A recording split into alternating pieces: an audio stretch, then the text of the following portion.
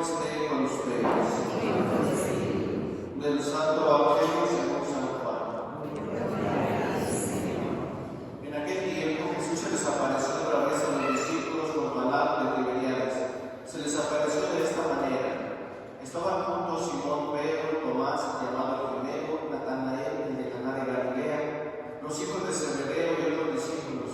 Simón Pedro les dijo: voy a pescar. Ellos le respondieron: también nosotros vamos contigo.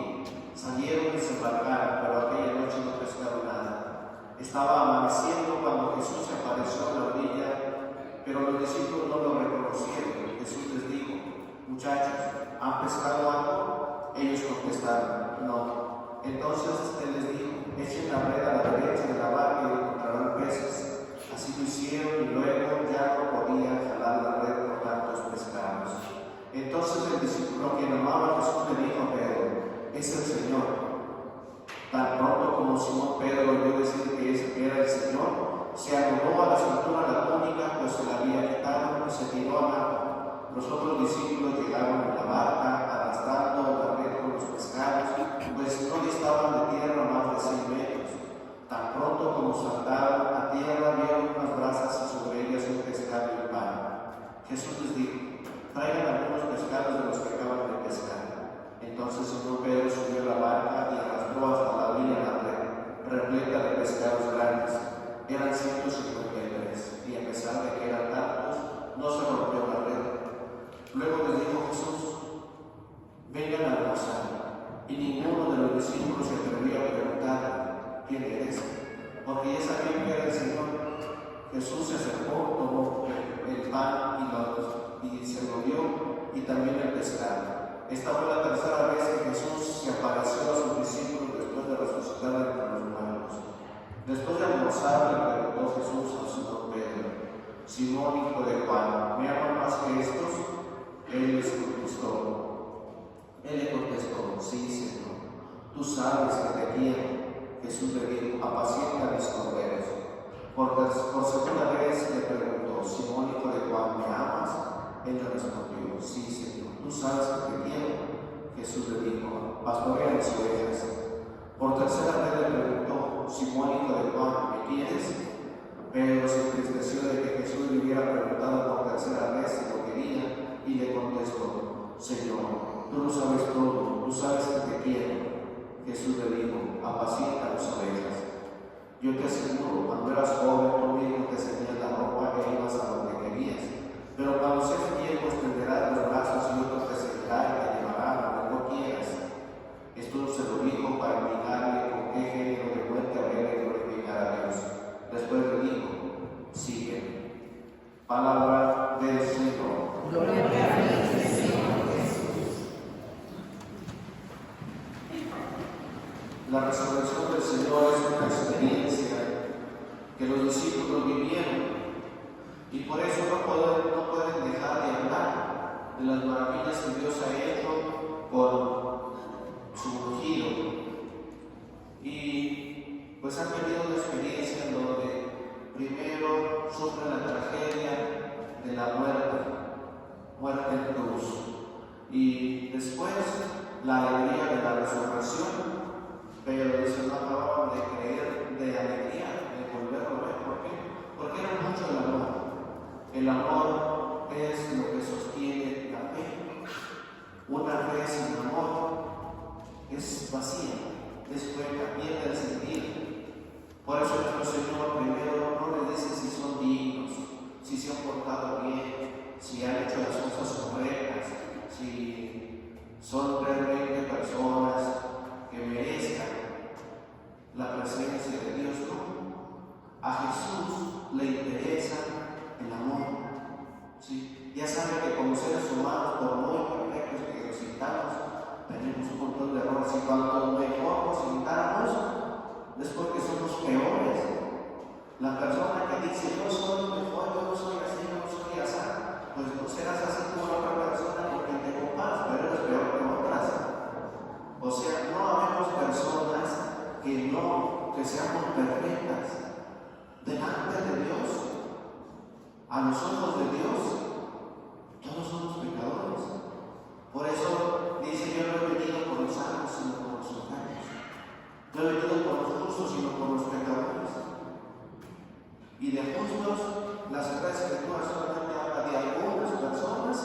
porque son justas. Y una de las principales era el señor San José. Era hombre justo y no quiso dejar ir. Quería dejar a Virgen en secreto.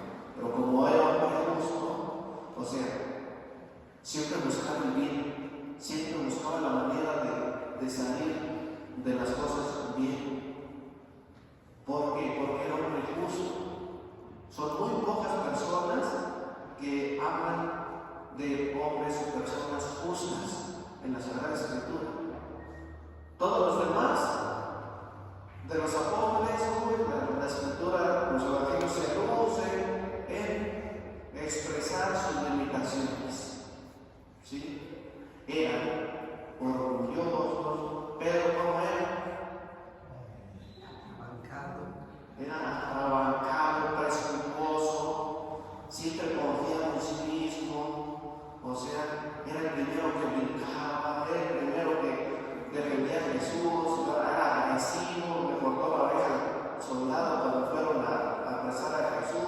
Bueno, nuestro Señor tenía que estar poniendo, siempre tenía que estar regañando, Pedro era de los principales, pero se equivocó. Sentía la seguridad, el amor de Dios, sentía el poder y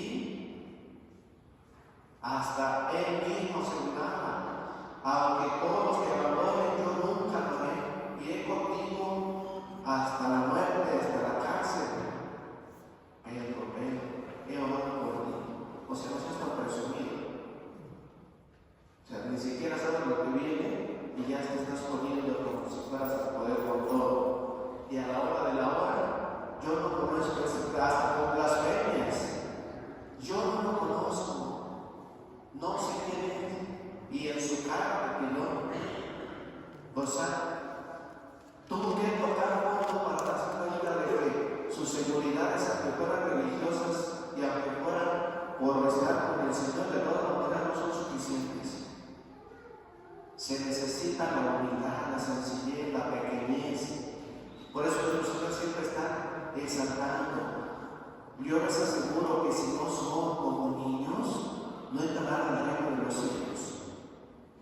Y siempre la sencillez, la pequeñez. Aprendan de mí que soy manso y humilde de corazón. Carguen mi yugo, porque mi yugo es suave, mi carga es ligera. O sea, siempre nos está invitando a vivir en la humildad, en la sencillez, y así poder sobrellevar lo que nos venga en la vida. Por eso ahora nuestro Señor le dice: Simón, Pedro, ¿me amas?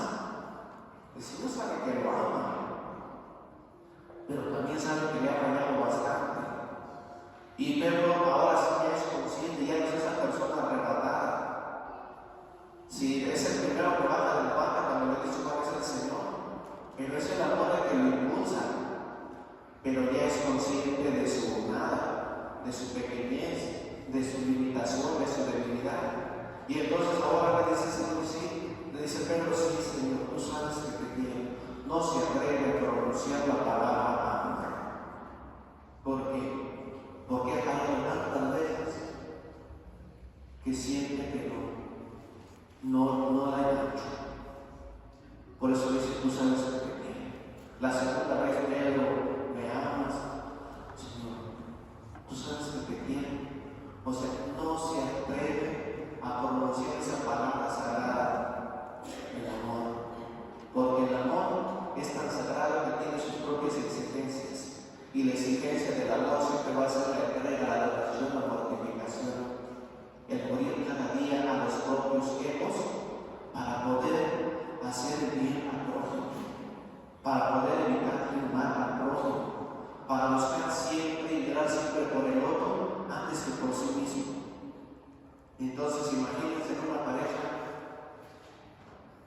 todavía a lo largo de estos años que han vivido, todavía se pueden decir con la plenitud de la palabra: te amo.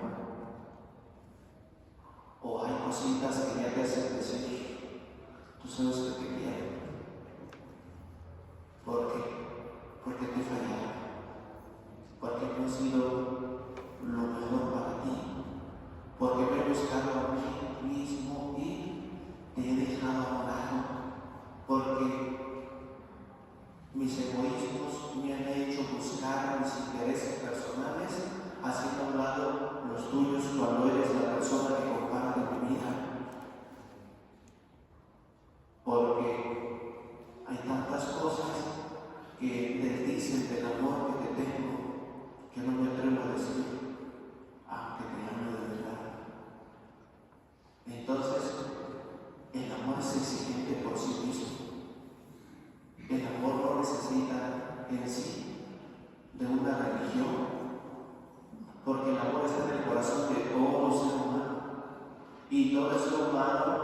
exige las mismas características que exige Dios. Amarás al Señor tu Dios con todo tu corazón, con toda tu mente, con toda tu alma, con todas tus fuerzas. Y eso mismo es lo que los seres humanos exigimos a los demás, ¿no? O sea, un amor que sea pleno, sincero, ¿verdad? Y sin ambigüedades. Son las exigencias del amor. No es que unos sean más exigentes que otros, pero el amor en sí mismo así es. Pero Pedro es consciente y la tercera vez que le dice, ya nuestro Señor se abaja. Esa es la calidad del amor verdadero, ¿sí? No es la exigencia meramente, sino la capacidad de bajarse también a la conciencia del otro. Pedro era consciente de sus fallas. El Señor le pidió que se llamara, pero al ver que no respondía porque ya sus experiencias le habían enseñado que no eran las cosas como él decía, entonces el Señor se va, pero ¿me quieres? Ya no le está diciendo me amas, ¿me quieres? O sea, si no quieres expresarte porque siempre estás fallando, porque con la boca no dices una cosa y con tus acciones le dices otra, entonces, ¿me quieres? Ya que el Señor se conforma con que le queramos. Hermano, si no me amas, porque no eres como yo, o como yo quisiera, pero yo sí te amo así como eres. Pero ¿me quieres? ¿Y qué le dice Pedro, Señor? Tú lo sabes todo. Tú sabes que te quiero. O sea, no se atreve, por más que el Señor le jale, que jala, no se atreve a decir la palabra, porque es tan sagrada, es tan bendita, ¿sí? Es tan intocable que no la puede pronunciar. ¿Por qué? Porque no es un simple pedido, es el compromiso de la propia vida, es la correspondencia desde el fondo y la profundidad del corazón, es la exigencia de quien ha sido consciente de que no ha sido fiel y sin embargo ha tenido la experiencia de un Dios que ha estado con él aún y a pesar de haberlo traicionado. Ese es el amor verdadero. Por eso nuestro Señor nos invita, ¿verdad? Por eso no pueden dejar de hablar de ese amor. Una experiencia así tan grande de un Dios vivo que les hace presente y que les da prueba de su resurrección. Cuando les prohíben hablar el nombre de Jesús, ¿qué dicen ellos?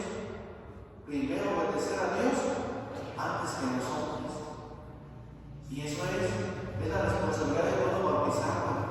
No dejar de hablar de Dios, no dejar de hablar con tus acciones, con tu ser justo, con tu ser de amor a Dios, de hablar de Él, porque de Dios se habla no solo con la boca, sino con las actitudes, con las maneras de ser, siendo una persona honesta, justa, responsable, se habla de Dios.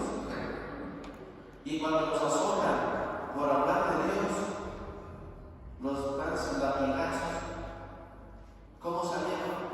Felices. Cuando la vida nos azota, ¿cómo nos ponemos? Pues ojalá nos pongamos felices, ¿verdad? Pero no siempre es así.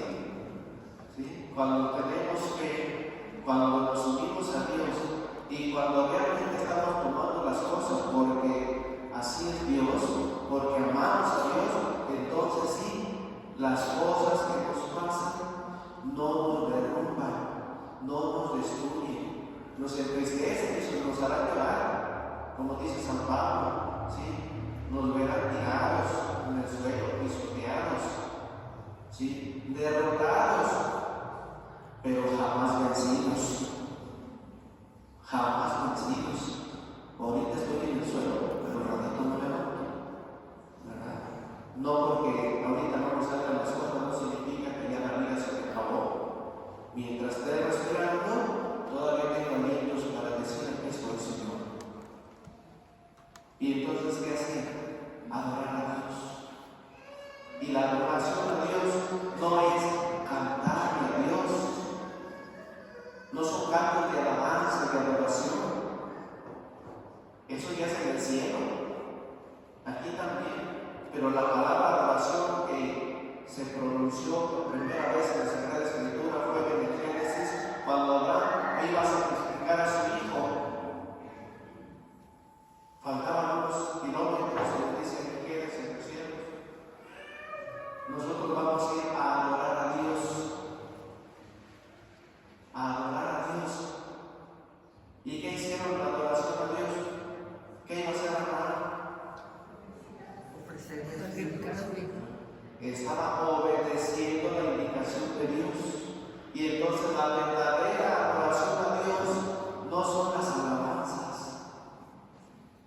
son los sacrificios, es la obediencia, porque la obediencia siempre conlleva un montón de sacrificio, ¿o no? Y entonces, si queremos adorar a Dios, debemos esforzarnos por obedecer sus mandamientos.